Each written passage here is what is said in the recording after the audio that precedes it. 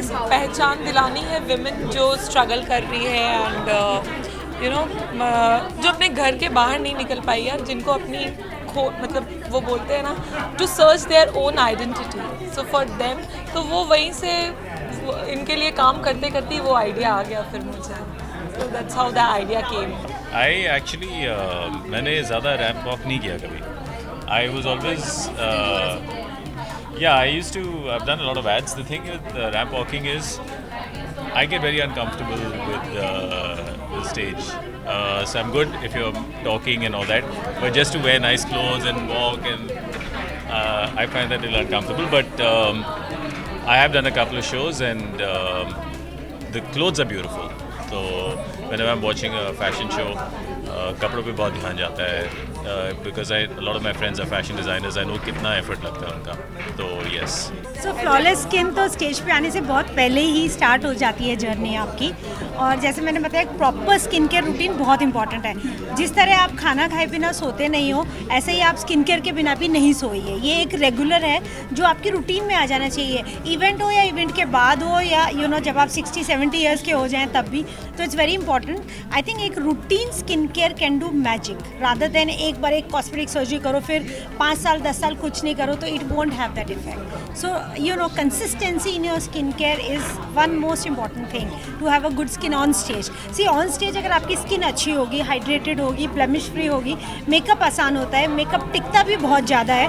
पूरे टाइम आपको ये चिंता नहीं करनी है कि ओ माय गॉड मुझे टचअप करना है. सो अच्छी स्किन पहले से एक्वायर कीजिए, और उसके ऊपर of course makeup artist like Chirag can do magic.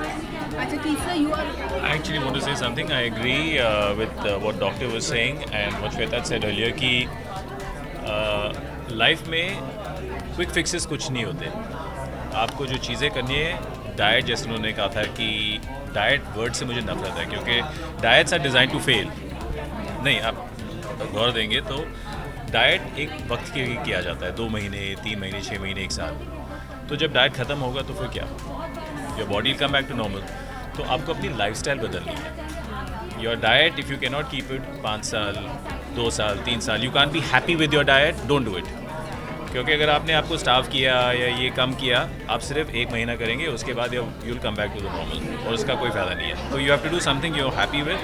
People ask me what is your fitness thing. Do things that you can do for the rest of your life. Slowly, and then your body will fall into place, your mind will fall into place, your happiness will fall into place. If you're not happy, there's no point. It will go sooner or later. So, baki.